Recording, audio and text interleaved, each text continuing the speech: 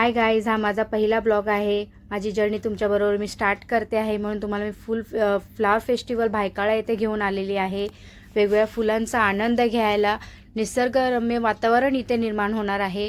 वेगवेगळ्या रंगीबेरंगी फुलं, झाडं, खूप सुंदर अशी इथे कलाकृती सादर करण्यात आलेली आहे। खरंच महानगरपालिकेच्या लोकांनी गेले कित्येक महिन्याची मेहनत आहे। इतकी सुंदर अशी कलाकृती येथे सादर केलेली आहे। तुम्ही नक्कीच भेट द्यायला या। इथे बघा, डॉल्फिन मासे आणि वेगवेगळ्या प्रकारचे रंगीबेरंगी फुलं आहेत। परत इथे आल्याच्या नंतर तुम्हाला वेगवेगळ्या प्रकारचे झाडं, वनस्पती, औषधी वनस्पती आणि खूप असं सुंदर असं वातावरण इथे आहे आणि खूप काही इथून शिकण्यात येईल, ह्याच्यातनं माहिती घेता येईल तुम्हाला। किती सुंदर असं बघा, कमळाचं फूल इथे बनवलेलं आहे। वेगवेगळ्या प्रकारची फुलं, गुलाब, अष्टर, गार्डिया, असं वेगवेगळी नावंही माहिती नसतील इतकी नावांची फुलं आहे बघा। वाघ तयार करण्यात आला आहे फुलांपासून, पिकॉक आहे तयार केलेला, आंबा आहे तयार केलेला।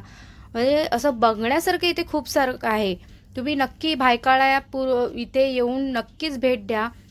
फ्लावर फेस्टिवल इथे लागला आहे, तुम्ही या, नक्की भेट द्या। आणि इथून खरंच खूप काही माहिती घेण्यासारखं आहे आणि बघण्यासारखं आहे। तुम्ही आपल्या मुलांनाही येऊन दाखवू शकता, इथे त्यांना माहिती देऊ शकता। खूप सुंदर असं इथे निसर्गरम्य वातावरण इथे निर्माण केलेलं आहे। वेगवेगळ्या भाज्या वगैरे इथे सादरीकरण करण्यात आलेलं आहे त्यांचं, आणि वेगवेगळी फुलं, परत म्हणजे इतकी असं फुलं आहे की मलाही अर्ध्यांची नावं माहिती नव्हते। मी तिथे गेल्यावरती मला कळली की अरे बापरे, अशीही असतात।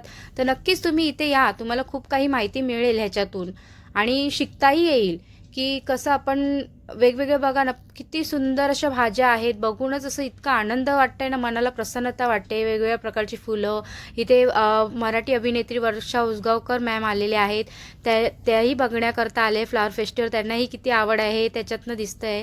आणि इथे तुम्ही आलात, माझ्याबरोबर ही जर्नी स्टार्ट केलीत, मला खूप बरं वाटलं। असंच मला सपोर्ट करा, लाईक करा, सबस्क्राईब करा।